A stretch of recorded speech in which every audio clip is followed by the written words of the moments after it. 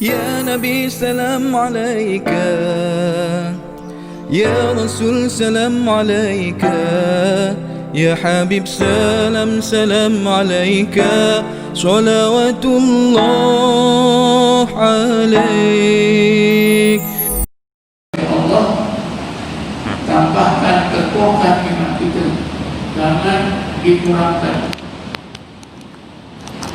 Cara itu pada satu ketika Rasulullah SAW bersabda, jaddidu imanakum, maksudnya perteguhkanlah iman kamu, baharuilah semangat iman kamu, jangan kamu biarkan. Lalu para sahabat yang mendengar bertanya, kaifa nujaddidu imanana ya Rasulullah, bagaimana cara untuk kita meneguhkan, membaharui semangat iman kita ini ya Rasulullah? Maka Rasulullah bersabda, iksiru biqauli la ilaha illallah, banyak-banyakkanlah sebutan la ilaha illallah.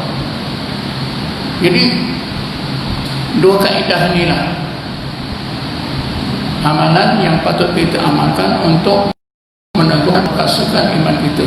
Yang pertama, kita sentiasa berdoa kepada Allah, memohon supaya Allah teguhkan iman kita, perkasakan iman kita. Yang kedua, hendaklah kita sentiasa berzikir, terutamanya zikir tahlil la ilaha illallah.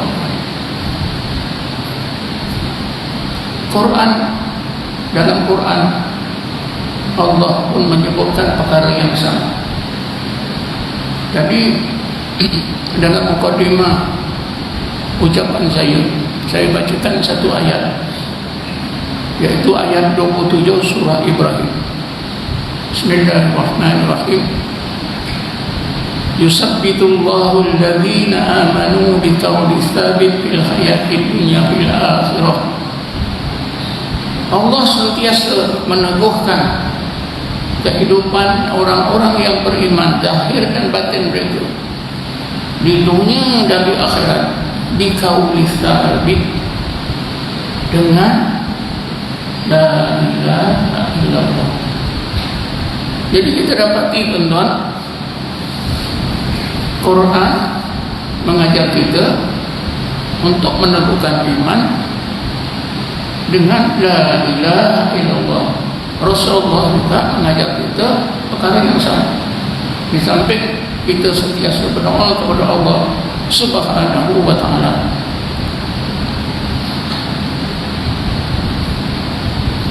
malahan dalam Quran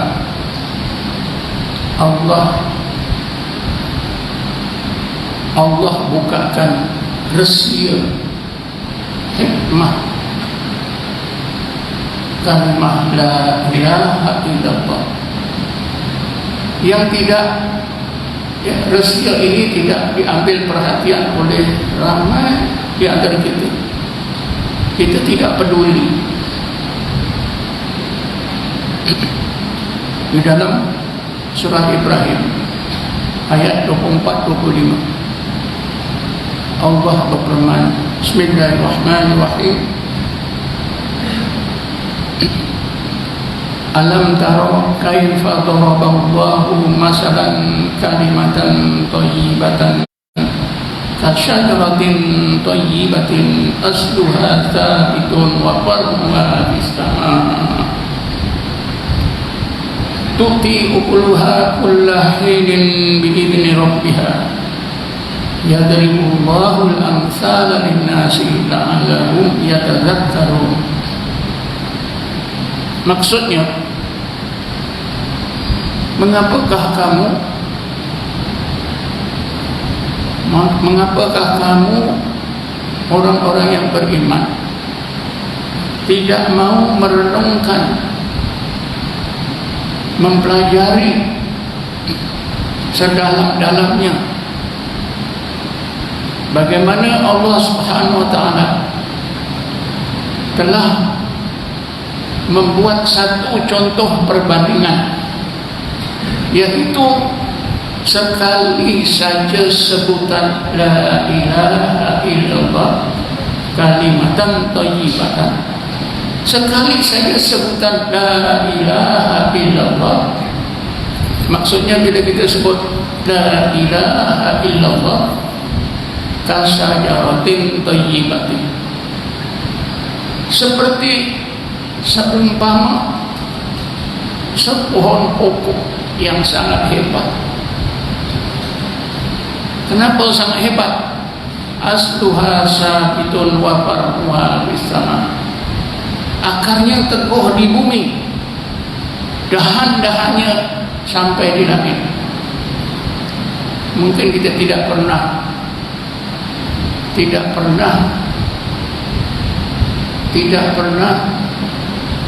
ya, memikirkan ataupun lebih jauh lagi mengambil pengajaran apa yang Allah Ta'ala sebutkan ini, yaitu bila kita sebut sekali saja la ilaha illallah, umpama ya, sepohon pokok yang sangat hebat.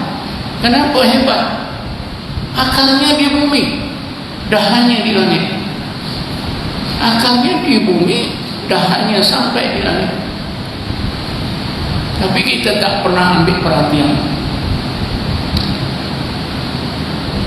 Ini sekali sebutan, tuan-tuan.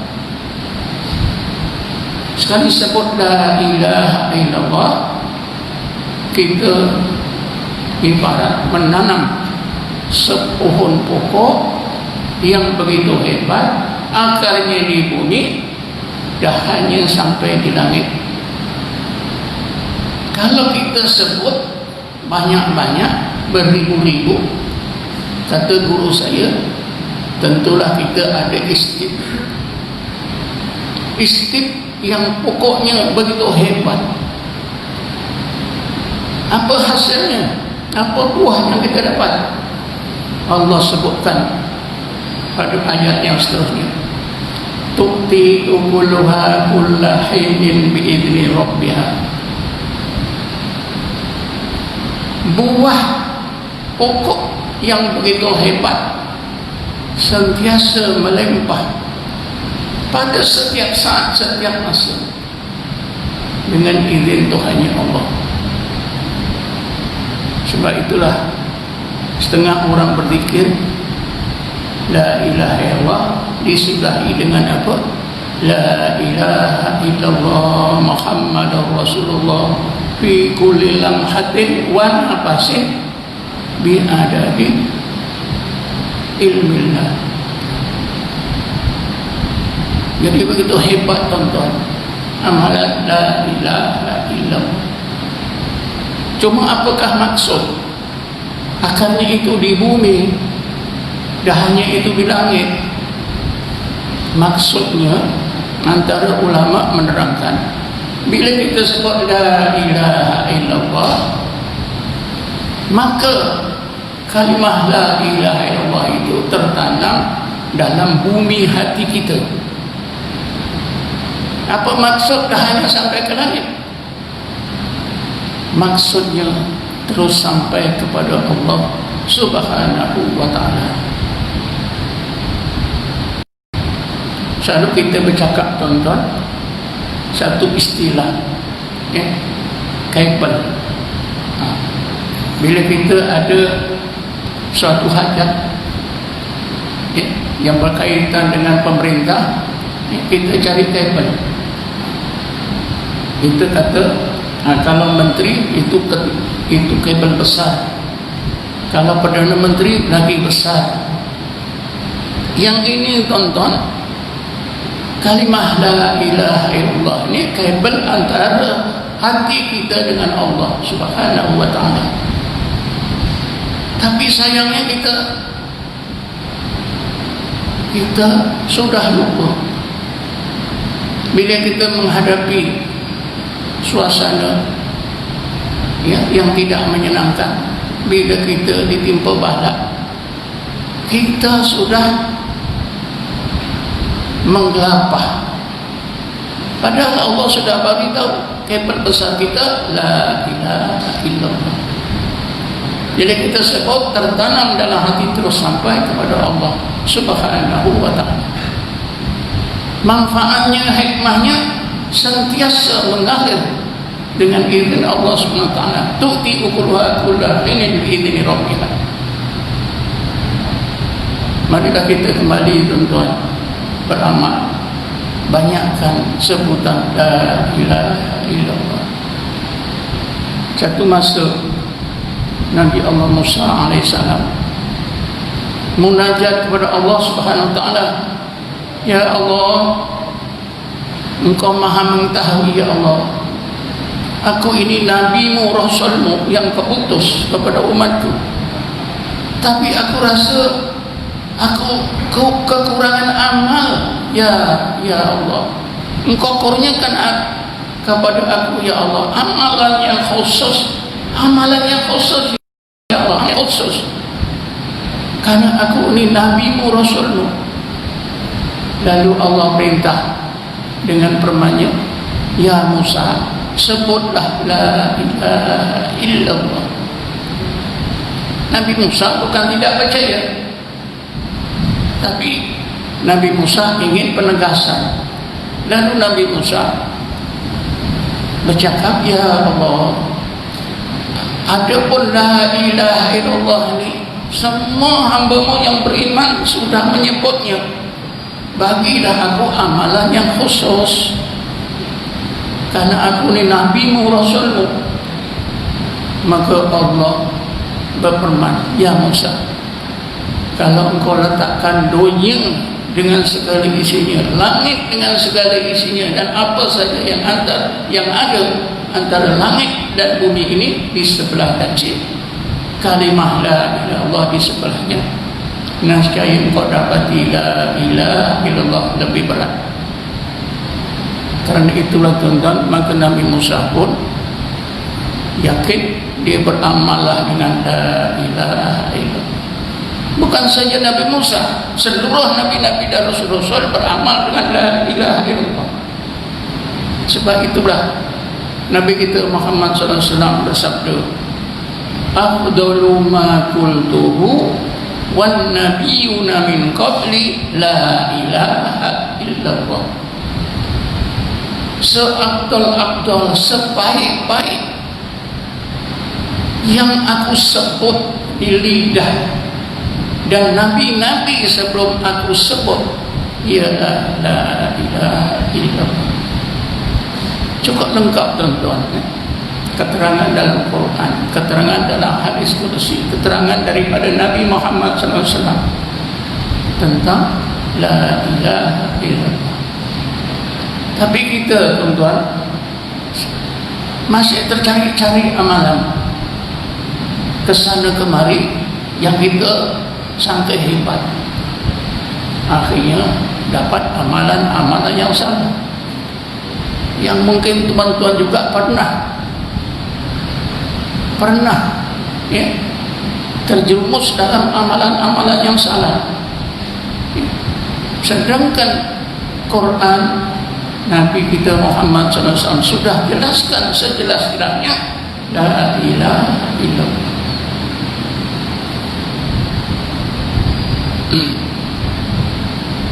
Selain daripada zikir la ilaha illallah, zikir-zikir yang lain yang diajar di dalam Islam boleh meneguhkan iman. Antaranya ialah menyebut nama Allah, ismu zatil aliyah, Allah, Allah, Allah. Walaupun ada orang kata siapa yang berzikir dengan Allah, Allah itu salah, berdosa, masuk ke dalam neraka, tak ada faedah. Munasabah ke tuan-tuan, nama Tuhan kita Allah, kita sebut Allah, tak ada faedah, kan tak masuk akal. Nama Tuhan kita siapa? Allah. Bila kita sebut Allah, ada faedah tak? Tentu ada. Jangan peduli orang kata tak ada faedah. Tapi kalau tak ada faedah, nak mati sebut apa? Nak mati sebut apa? Setiap kita nak mati itu sebut apa? ialah Allah. Seorang ulama yang paling alim di zamannya, Syekh Abu Qasim Al-Junaidi Al-Baghdadi, dia ajar orang ramai. Ajar orang ramai zikir Allah, Allah. Terutamanya bila seorang itu dalam keadaan nazak nak mati, zikir Allah, Allah, Allah. Jadi ada orang bertanya pada dia, tidakkah Rasulullah menyebut afdalu ma qultu wan nabiyuna min qabli la ilaha illallah, afdalu dzikri la ilaha illallah. Kata Abu Qasim, betul. Tetapi bagi orang yang nazak, kalau kita ajar la ilaha illallah, ditakuti, dibimbangi ketika menyebut la ilaha, terus mati, tak sempat sebut illallah. Jadi diutamakan, kata beliau, bagi orang yang nak nazak, ajarkan saja Allah, Allah, Allah, Allah. Itu orang paling alim di zamannya, Syekh Abu Qasim Al-Junaidi Al-Baghdadi, yang meninggal dunia di akhir abad ketiga Hijrah, yaitu tahun 297 Hijrah.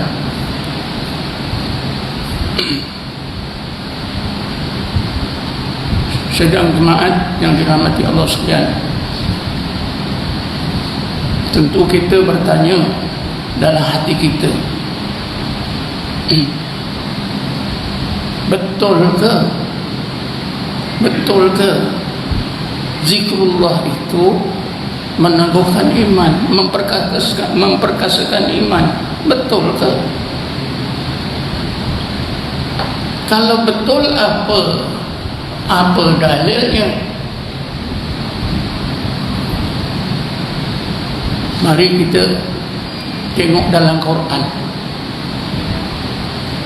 Segulungan umat Nabi Muhammad yang Allah gelarkan dengan gelaran ulul albab, mereka ini merupakan orang-orang mukmin yang mempunyai, yang dikurniakan oleh Allah iman yang paling teguh, sehingga mereka digelarkan dengan gelaran ulul albab.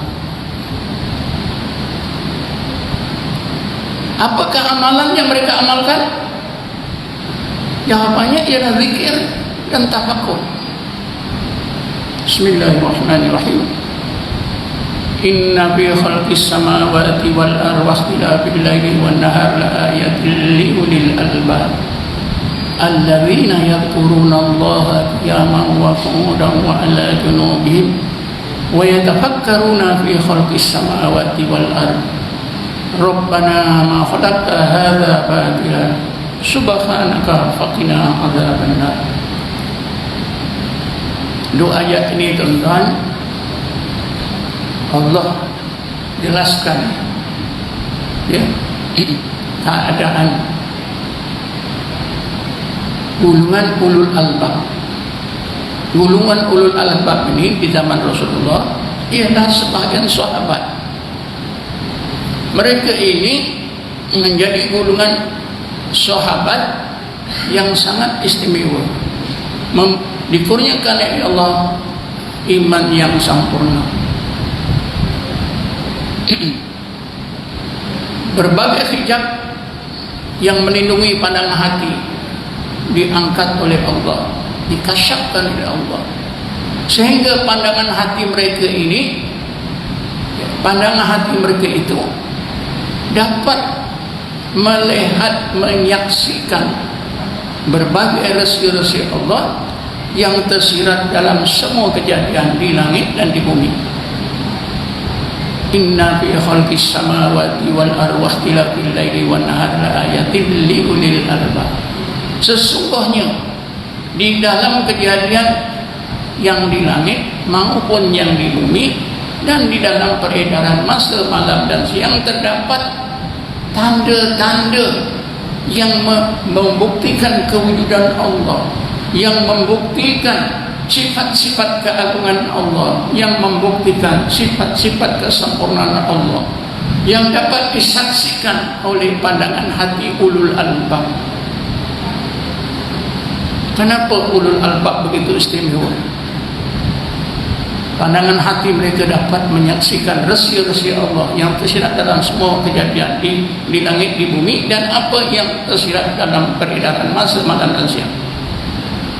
Jawabannya, karena mereka ini sentiasa berzikir dan tafakur. Di ayat yang kemudiannya Allah berfirman, Bismillahirrahmanirrahim, alladzina yadhkurunallaha qiyaman wa qu'udan wa 'ala junubihim wa yatafakkaruna fi khalqis samawati wal ard. Hingga akhir ayat. Ulul albab itu ialah mereka yang sentiasa berzikrullah dalam apa juga keadaan hidup mereka, berdiri ke duduk, berbaring, jaga maupun tidur. Ulul albab ni amalan zikirnya luar biasa. Jaga pun ingat Allah, tidur pun boleh ingat Allah. Luar biasa tuan-tuan. Tentu kita bertanya, boleh ke orang tidur ingat Allah? Boleh. Nabi kita Muhammad SAW bersabda, inna ainaya tanamani wala yanamu qalbi. Sesungguhnya kedua-dua mataku menidurkan diriku, tetapi hatiku tak tidur. Apa maksud hatiku tak tidur? Ketika tidur, hati Nabi terus secara otomatik Allah, Allah, Allah, Allah, Allah. Ini dah tidak ada lagi. Baiknya kita berzikir Allah, Allah. Semasa Rasulullah tidur nyenyak, hati Rasulullah secara otomatik Allah, Allah. Jadi sahabat-sahabat yang Allah gelarkan dengan gelaran ulul albab belajar zikir daripada Rasulullah. Mereka sentiasa zikir dalam apa juga keadaan hidup mereka, jaga maupun tidur, sepanjang masa hati mereka terus Allah, Allah, Allah. Ini tidak menghairankan kita, karena zikir itu bila dilatih sebati pada hati kita, insya-Allah hati kita, walaupun kita tidur, hati kita tetap Allah, Allah. Tapi kebanyakan kita tuan-tuan, kebanyakan kita orang mukmin, terutamanya di akhir zaman, di zaman Imam Ghazali pun, Imam Ghazali sudah dapat menyimpulkan. Kata Imam Ghazali, fa innaka fi hadzal alami naimun wala kunta mustaiqidan. Sesungguhnya anda hidup di dunia ini, hati anda tidur, sekalipun tubuh badan anda berjaga aktif ke sana kemari. Kenapa? Kita tak latih hati kita untuk ingat Allah seperti yang diajar oleh Rasulullah, diamalkan oleh setengah sahabat yang Allah gelarkan dengan gelaran ulul albab.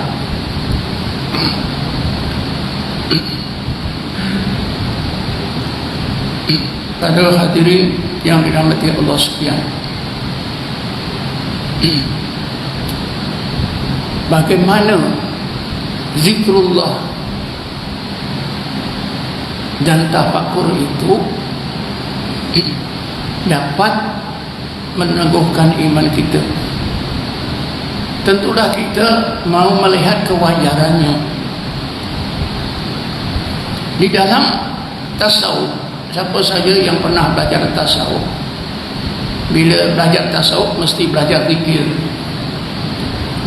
Kerana tasawuf itu ilmunya, zikir itu amalannya, yang asas, yang penting. Kalau seorang itu belajar tasawuf tak belajar ilmu zikirnya, ini meninggalkan amalan yang penting. Jadi zikrullah itu adalah amalan yang khusus bagi orang-orang yang belajar tasawuf. Di dalam ilmu tasawuf, bila sebut zikir, ada dua lagi gandingannya. Apa gandingan zikir yang dua ini? Gandingannya yang pertama ialah tafakkur, zikir dan tafakkur. Tadi dicontohkan dalam ayat 191 surah Al-Imran. Bismillahirrahmanirrahim. Alladzina yadhkuruna Allaha qiyaman wa qu'udan wa ala junubihim wa yatafakkaruna fi khalqis samawati wal ardh. Ulul albab itu ialah mereka yang sentiasa berzikrullah dalam apa juga keadaan mereka, berdiri, duduk, berbaring, jaga maupun tidur. Wa yatafakkaruna, dan mereka sentiasa tafakkur. Jadi zikir gandingannya ialah tafakkur. Zikir gandingannya tafakkur. Guru saya ketika dia ajar zikir dengan tafakkur ni, kalau kamu zikir tak ada tafakkur, itu seperti juga kamu bercakap dengan seseorang, kamu pandang ke lain, kurang ajar. Jadi kalau kita berzikir Allah, Allah, Allah, tidak ingatkan wujudnya Allah, salah adab besar. Jadi antara tafakurnya ketika kita berzikir Allah, Allah, atau tahlil la ilaha illallah, sekurang-kurangnya kita ingatkan wujudnya Allah, ingatkan tumpuan mindah kita kepada wujudnya Allah atau mana-mana sifat Allah. Itulah tafakur. Jadi zikir dan tafakur. Yang satu lagi natijahnya ialah tadzakkur. Jadi zikir, tafakur, tadzakkur. Ada zikir dan ada tafakur, insya Allah Allah akan sampaikan kepada tadzakkur. Tak ada zikir, tak ada tafakur, tak akan disampaikan oleh Allah ke tingkat tadzakkur. Tadzakkur inilah satu tingkat kesempurnaan iman seseorang. Jadi di dalam ilmu tasawuf, tuan-tuan, bukan hanya zikir saja, ya. Sebab itu zikir ini kita belajar. Saya belajar ilmu zikir ini pun sudah lewat, sudah ada ijazah, ya. MA sudah menjadi pensyarah universiti. Baik jugalah, ya, saya merendahkan diri belajar pada seorang tua, orang kampung, bekas imam. Memang ragu-ragu, tapi bila saya belajar, Masya Allah, barulah saya tahu rupanya zikir ni ada tafakkurnya. Itulah awal-awal antara yang saya dengar, ya. Kalau kamu berzikir Allah, Allah, Allah, atau la ilaha illallah, tak ada tafakkurnya, tak ingat wujudnya Allah, macam kamu bercakap dengan seorang, kamu pandang ke lain. Sekali lagi kata guru saya itu, ya, zikir ini, orang berzikir itu macam berjalan kaki nak tuju satu tempat.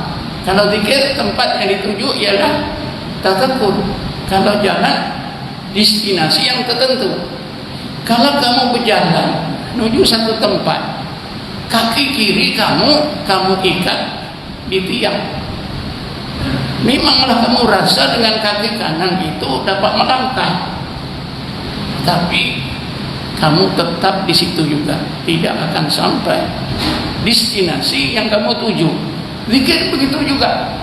Kalau berzikir saja tak ada tafakkurnya, samalah seperti jalan dengan sebelah kaki, sedang sebelah kaki lagi kamu ikat. Kalau kamu nak sampai ke destinasi yang kamu tuju, berjalanlah dengan dua kaki. Kalau kamu berzikir nak sampai kepada tadzakkur, mestilah ada zikir dan tafakkur.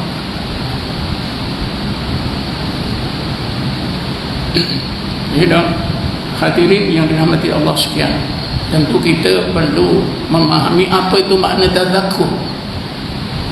Apa itu makna tadzakkur?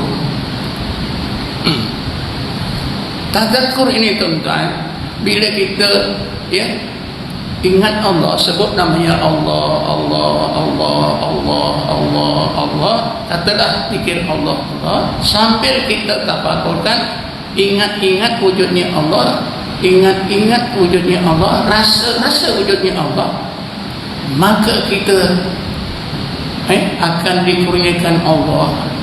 Hati kita, rohani kita terasa wujudnya Allah.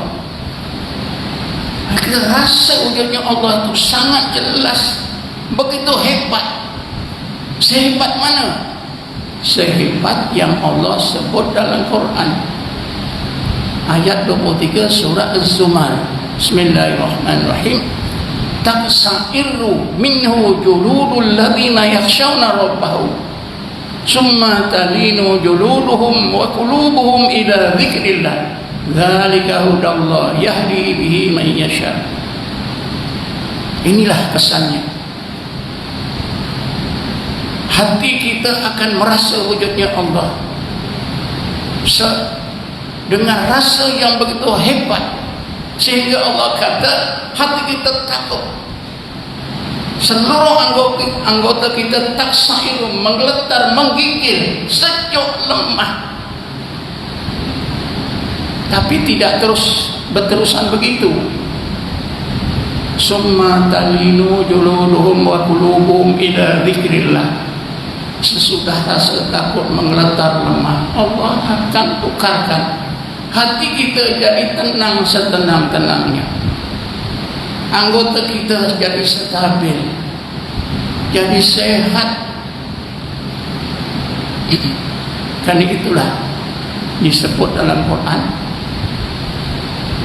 yang amalan yang menjadikan hati kita ini mutmainnah, apa dia? Zikir.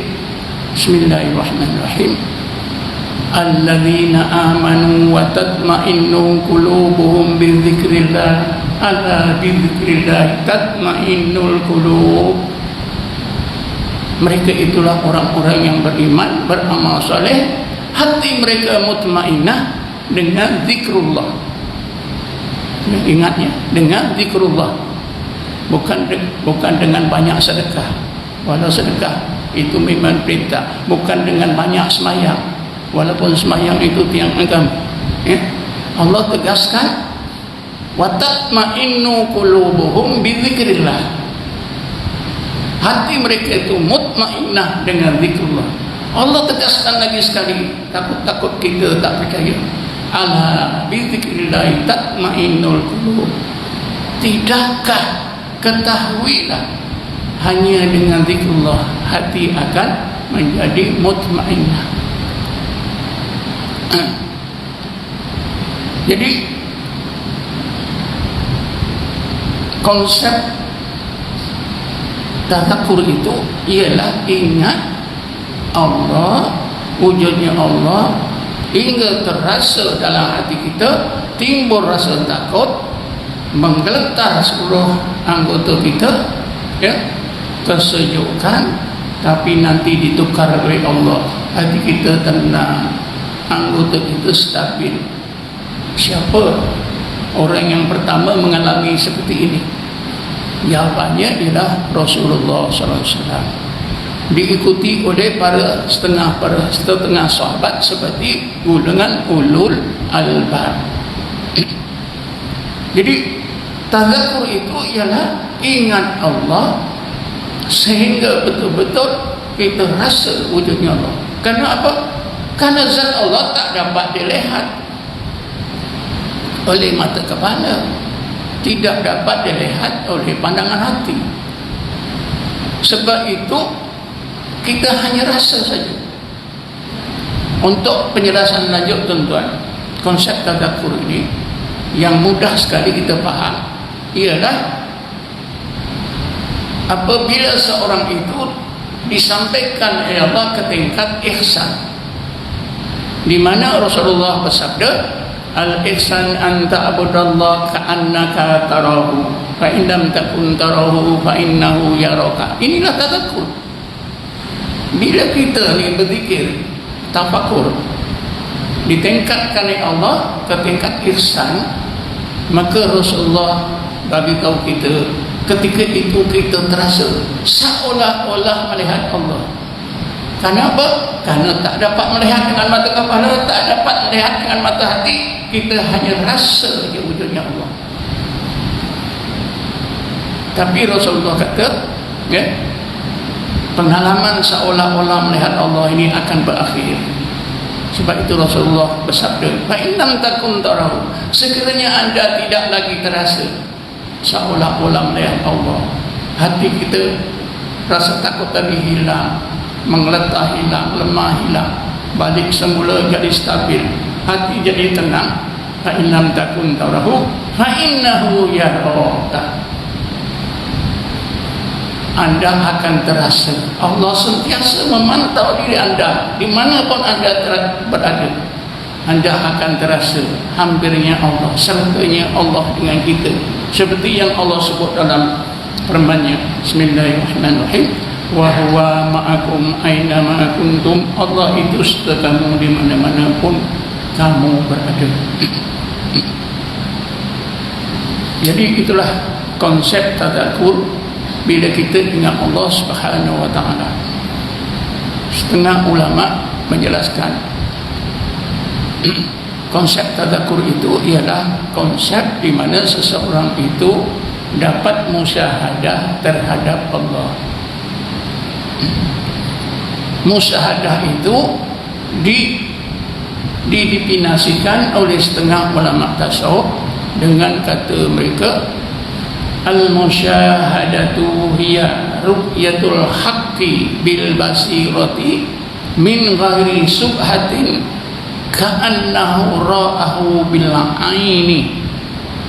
Musyahadah itu ialah melihat tanda-tanda kewujudan Allah, tanda-tanda kebesaran Allah, tanda-tanda yang membuktikan kesempurnaan sifat-sifat Allah bil basirati, dengan pandangan hati, seperti golongan ulul albab tadi, ya, inna fi khalqis samawati wal ardi wakhtilafil laili wan nahari laayatil liulil albab, dengan pandangan hati, min ghairi subhatin, tanpa ada keraguan, ka'anna ra'ahu bil aini, seolah-olah orang tersebut melihat ayat-ayat Allah itu dengan pandangan mata kepala.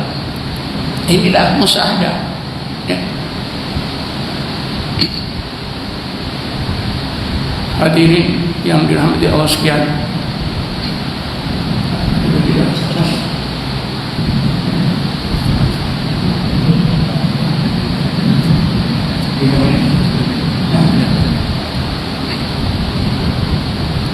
masih ada sikit lagi tuan-tuan, jadi saya nak terangkan, ya, yang sepatutnya kita tahu. Kita semua tuan-tuan, hidup kita ini di alam nyata. Kadang-kadang disebut alam syahadah, kadang-kadang disebut alam dahir, ya. Quran menyebut, ya, alam mulki, alam mulki. Sebenarnya semua kejadian yang kita nampak ni ada batinnya, ya. Batinnya itulah alam batin, alam gaib, alam malakut. Kita baca Yasin, bila sampai ayat yang terakhir, Bismillahirrahmanirrahim, Fasubhanalladzi biyadihi malakutu kulli syai'in wa ilaihi turja'un. Kita baca sejak kecil sampai sekarang, kita tak ambil indah. Apa ni makna malakut? Apa ni malakut? Tak pernah kita tanya. Saya sendiri pun tak pernah tanya. Murid saya pun tak pernah tanya. Apa ustaz ini makna malakut? Tapi bila saya belajar tasawuf, guru saya terangkan apa makna malakut. Ya? Alam nyata, alam syahadah ini diistilahkan alam mulki. Batinnya itu, dalamannya itu alam malakut, ya. Sebab itu tuan-tuan, setelah Allah, ya, berfirman, Bismillahirrahmanirrahim. Afala yanzuruna ilal ibili kaifa khuliqat wa ilas samai kaifa rufi'at wa ilal jibali kaifa nusibat wa ilal ardi kaifa sutihat. Ya. Kenapalahkah manusia itu tak mau memandang, memikirkan bagaimana Allah jadikan apa itu unta, bagaimana Allah tinggikan langit, bagaimana Allah tegakkan gunung Ganang sebagai pasak bumi, bagaimana Allah hamparkan muka permukaan bumi ini. Setelah Allah suruh ini semua, Allah suruh apa? Wa fi anfusikum afala tubsirun. Dan di dalam diri kamu ini, di dalam malakut diri kamu, tidakkah kamu lihat dengan pandangan hati? Alam zahir ini dah kita lihat dengan pandangan mata.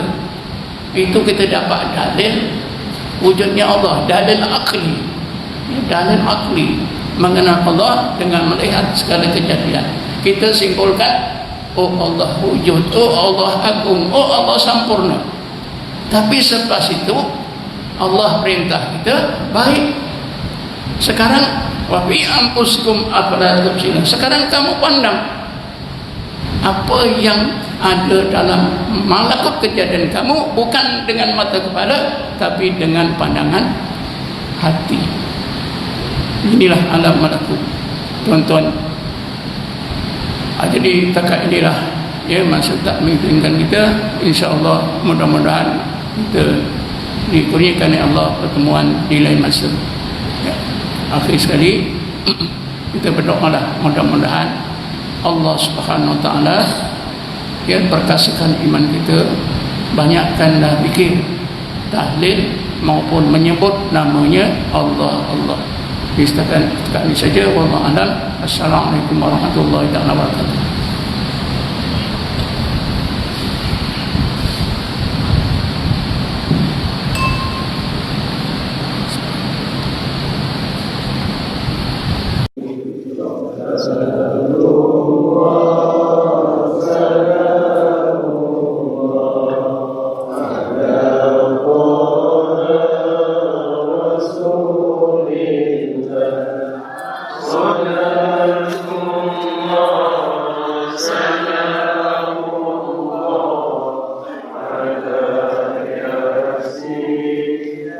Be